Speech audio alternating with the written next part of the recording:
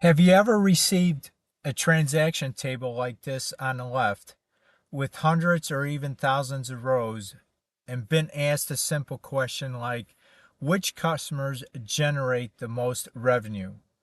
The problem is that the data is usually too detailed to answer that question quickly. So in today's video, I'm going to show you one of the most important transformations in Power Query, and that is group by. We'll take a transaction level data set containing individual customer orders and transform it into a management summary report. This is a much smaller data set, but this is what we want to get at the end of a Power Query group by. So we're going to show the total sales by customers. We're going to get the order count, the number of orders by customer, and then we're going to get the average order value by the customer, and then we're going to extract what was the last order date from this particular customer. So by the end of this video, you'll understand not only how group by works, but more importantly, when and why you should use it. So let's get started. So let's understand the data set. Here's a small little data set we'll be working with here on the left hand side. And notice that each row represents a single order. So we have unique order IDs, and each row is a unique order. And you can see some of the customers that we have here appearing multiple times, like Acme, okay, throughout the table. Now this is called a transaction level data. Now each row tells us what happened on a specific order. But management doesn't usually want to read through hundreds of transactions. So instead they want answers to questions like, how much did a customer spend? How many orders did they place? What was their average order value? And when was their last purchase? So to answer these questions, we need to summarize the data, and that's where group by comes in. So what is group by? Well, think of group by as taking all rows that belong to the same customer and putting them into a bucket. Example, we're going to take all rows here for Acme, which are multiple rows, and we're going to put it into a single bucket like you see over here. Okay, now once Power Query creates those groups, it can then perform calculations on each group. So in other words, we could get the average order value for Acme Corp, or we could get the number of orders that occurred in our data set for this particular customer. So some common calculations include we could sum, we could count, we could do the average, and we also can get a minimum or maximum. And we'll look at a few of these today. So now let's load the data into Power Query. So let's go over here to this table. I've already made this an Excel table, and you can see that by clicking in the data set. We got this extra menu up here item called Table Design. And over here, we have the table name orders. So let's right click this data set and let's get data from table arrange, and it's going to load the small little table into Power Query. And once it loads it up here, we want to double check what the data types are for each particular column, because this is very important once we want to do a group by. So as you can see here, the order ID column is a whole number, and this is indicated by this little icon 1, 2, 3. Okay, the customer is a text value. Again, it's indicated by this little icon called ABC. And then over here, the order date. What we want to do is we don't want it a date time, but we want it just a date. So let's go up here, click on here, and click on date. So it changes it to a date format. And of course, our sales figure is a number. One is a whole number in this particular case because this data set doesn't include decimals. So once we got that corrected, now everything looks pretty good. Let's create our first group by, and this is going to be a simple group by demonstration. So for this first example, we're going to be grouping by customer, okay? And we'll create a new column called total sales. And the operation will be a sum. So let's first go up here, home, and then over here it says group by, okay? So this is going to be a basic group by. So it allows us to group by one, the customer. And again, we're going to call this total sales. This will be the new column. And what are we going to do with this? Well, we want to sum the total sales by customer. And how are we going to sum it? What column are we going to sum? And that's going to be our sales column. Now, when I click OK, notice what happens to this data set or this query behind it. It's going to collapse it from 15 rows down to the number of rows or number of unique customers. So that's what it did here. So what it did was it grouped each unique customer and summed the sales for each unique customer. Okay, so instead of seeing every order, we now are seeing one row per customer. Now, this is a major concept to understand. Group by does not remove the data, underlying data that makes up this, but it just summarizes the data for us. And Power Query took all the transactions for each customer and calculated their total sales. And this is great, but we need additional metrics, okay, based upon this data. So what I'm going to do is I'm going to remove this step over here on the right by clicking this X, and it brings back our data. Again, the data wasn't lost, we were summarizing the data. Okay, so now let's take this to the next level. So where we calculate multiple aggregations on the same data, and this time instead of basic group by, we're going to use the advanced group by. So let's go into that, and let's go up to Home tab again, and over here to the Transform group and click on Group By. And this time we're going to select Advanced. Okay, we're still going to do all these aggregations that we're going to create down here based upon grouping by customer. So that's why we got customer only selected here.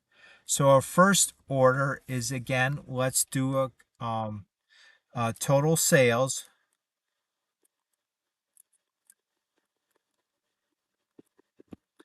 And then again, we're going to sum it. And then it's going to be, what are we summing? We're summing sales. Okay. So our next aggregation that we want to create is we have the option down here. Let's click on Add Aggregation. So this time it's going to be order count. What does this mean? It means that we're going to count the number of orders. Since each row is a new unique order ID, we're going to count the number of rows or orders per customer, unique customer. So we're going to count the rows, and that's what it does here. Now notice over here on the right, this area is grayed out.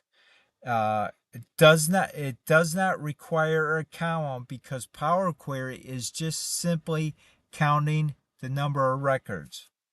Okay, now let's add our third aggregation, and we're going to call this average order value.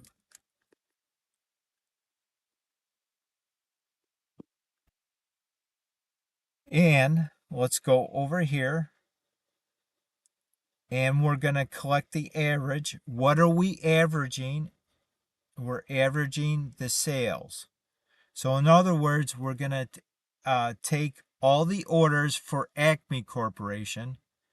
It's going to sum up the sales. And then I already know there's 5 records for Acme Corporation. So whatever the total sales for Acme is, divided by 5, that's the number we'll wind up with. And that's the average. Okay, now our finally our last aggregation that we're going to do is we're going to get the last order date.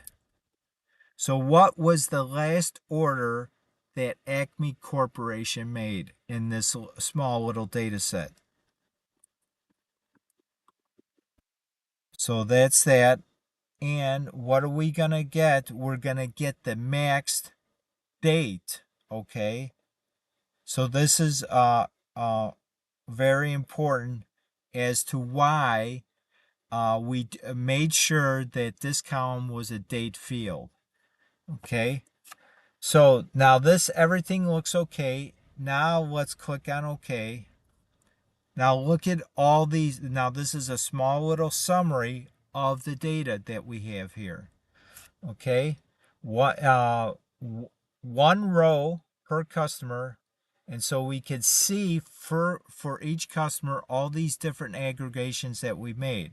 So let's change this. Let's click on this, and we're going to round this particular value here. So we're going to go up to the transform tab, come over here to the right to the number column group, and click on rounding drop down and just round. And we're just going to round these values to do 2 decimal places. Click OK. Okay, so now let's validate before we load this back into Excel. So let's take an example. Let's look at the original data, okay, and let's look at Acme Corporation.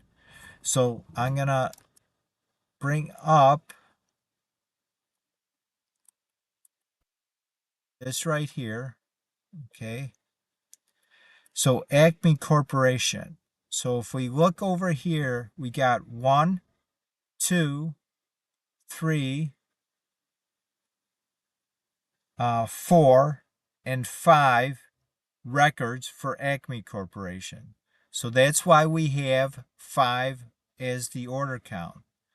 So let's add up now. We won't do this for everything, but let's add up the total sales for Acme Corporation. So I'm going to bring up my calculator. Give me a second.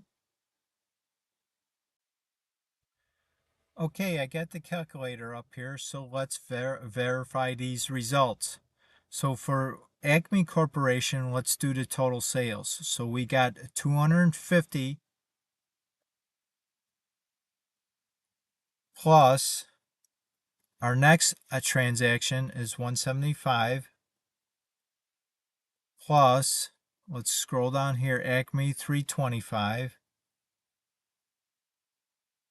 plus, let's see, 190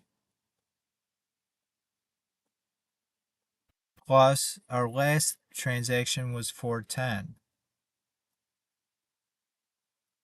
So that equals 1350, and that what came back from here. Now we had 5 total transactions, 5 orders for Acme Corporation in this list, which is what we got here.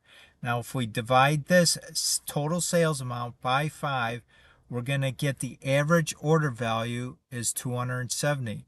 And as you can see over here on the bottom right over here, our last transaction for Acme was 320, and that's what we have over here. So why is group by so important? It's incredibly valuable, and we started with detailed transaction data, and every order was listed individually. Now, after applying group by, we transform those transactions into business metrics. So instead of asking someone to analyze 15 rows of data manually, But remember, as a data analyst, we deal with thousands or hundreds of thousands of rows. We've created a report that immediately answers important business questions. And this same technique is used by data analysts to create customer summaries or product summaries or regional sales reports, even employee performance reports, inventory reports, and so much more. So now, if we're satisfied with this, let's load this back into Excel. So if we go over here, Home tab, click Close and Load.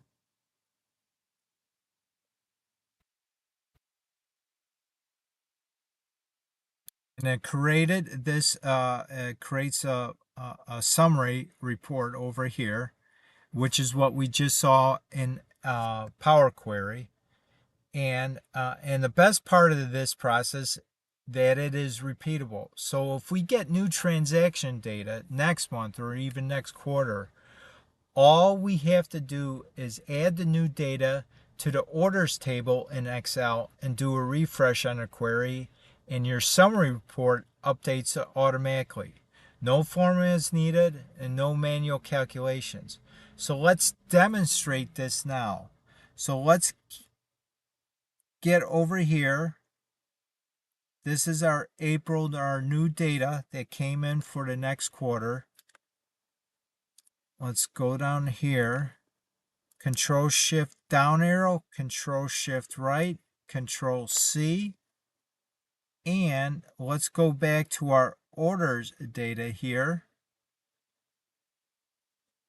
And as you can see over here in the bottom right, we have this little character that signifies this is the end of our data range for this particular table. But now watch when I copy this, Control V, it removes that character.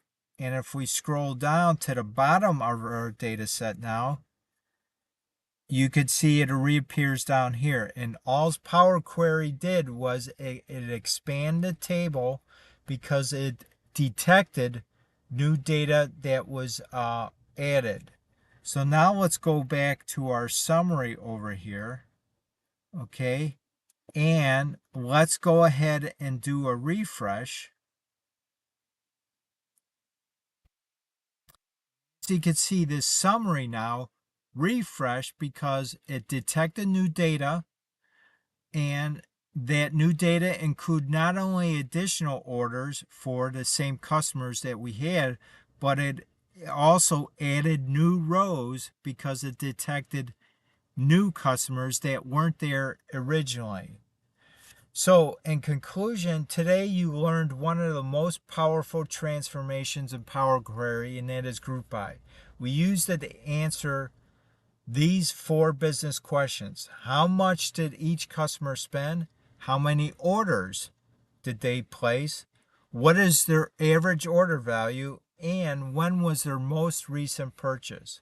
So if you're learning Power Query, mastering Group By is essential because it turns detailed transaction data into meaningful business insights. So if you found this tutorial helpful, please make sure that you like and comment on this video and subscribe to the channel. And let me know in the comments what Power Query topics you would like to learn in the future.